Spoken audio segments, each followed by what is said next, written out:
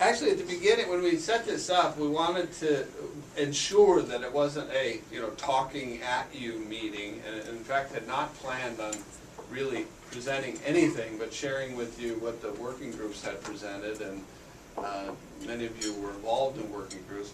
Jim said to me, yesterday, he's like, I don't feel like I have a grip on where we are. I wasn't at the working group presentations. I read through them, but I didn't quite get it. It's kind of hard to get it on a...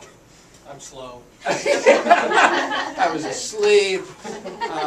No, but it was kind of hard to grasp all of it. Now, it would take us, a day to go through those working group presentations, or a while. What I've tried to do here, if you guys would like to, is kind of hit on some of the key points of what the working groups recommended on October 14th. And in fact, we have some of the members here who can talk about that in their sections. But it's kind of a Cliff Notes, borrowing from their slides, since I did it last night. And we can do that quickly. It'll probably take about 20 minutes. Once you jump in a little bit, you have to say a few things, so it's not 2 minutes. But I'd be happy to take you through that if the group thinks that is helpful. And my colleagues perhaps can just comment on their sections. Just before we do that, though, is there anybody who wants to say what it is about where we are in this process that you feel that you need the most?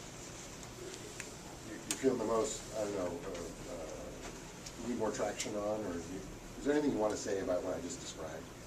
I think for me, resources, like how does this affect resource allocation, especially going into the budgeting process? It's a little hard to go into the budgeting process not knowing, where are we going to reinvest or divest resources. Yeah, and we're right at the point where that is becoming a very topical issue. I know a lot of people that have that on their minds. I think, I'll just give you my quick reaction to that. There's going to be some signals that will be possible in this budget process that will start. But I think any really substantial modifications are probably not going to happen until the mid-year budget reallocation next year. So we'll get an early taste, I think, in this process. Overall, as the budget has been in recent years, this is an occasion for us to really focus on sort of top-line cost control issues. Mm-hmm. So there's going to be pressure there.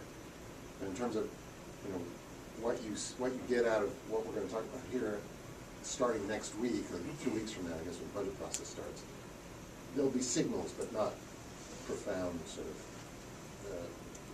major takeaways from that. I just have one question. I don't know if it's going to be covered here, or maybe we'll cover it later. I am a little curious about, during the bucket process and all that, were there things that were put out there that we really wrestled with and then we decided not to do? Were there things that we strategically pushed away from that were tough decisions? Well, there was... Because obviously there's a lot of things we're not doing. Yeah. Oh, I'm curious, are there maybe 2 or 3 things that... There were a few. One was strategically going beyond health, to make a decision that, hey, and that was a tough one, because revenue is plateauing. We can only get so big.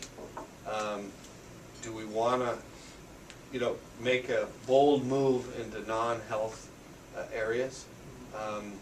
And that was not adopted as a strategic initiative. Doesn't mean it may never happen, and doesn't mean we might not experiment in some areas, but it was not. We are experimenting in some areas. Yeah. It's not going to be a signature. It's not a thrust to the organization. And we also struggled with one around what one time was called being the best organization to work for. Because at one point we said, listen, if we say that, we're saying that for 7,000 people, and we can share that in this group. This isn't something we broadcast, because we do want to be the best company to work for in our space. I mean, there's no one against that. But saying it, you got to do it. And with 7,000 employees, we can't do that.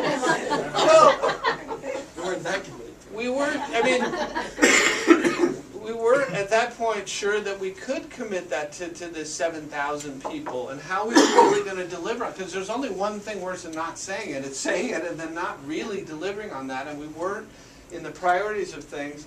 We just didn't think that we were ready for that. Maybe you guys could, if you have a point on that. Well, we also said, we ended up not putting it as a separate bucket because we said it really has to cut across all the stuff that we're doing.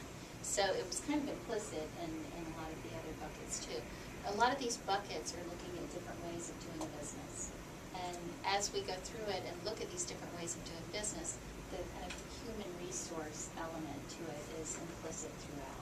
So it's not just that we said it's too hard. Right, It's that right. It's like, Good you point. know, we gotta do it. And do we need a separate bucket, you know, that's just sort of hollow, or do we need to have it better integrated? Brian, you have a question? Yeah, two questions, thanks. The first was, I'm wondering if there's been any talk of potential conflict or tension maybe between following the need and either maintaining or increasing our revenue. That's one. Is there a tension there, and how are we addressing that? And then the other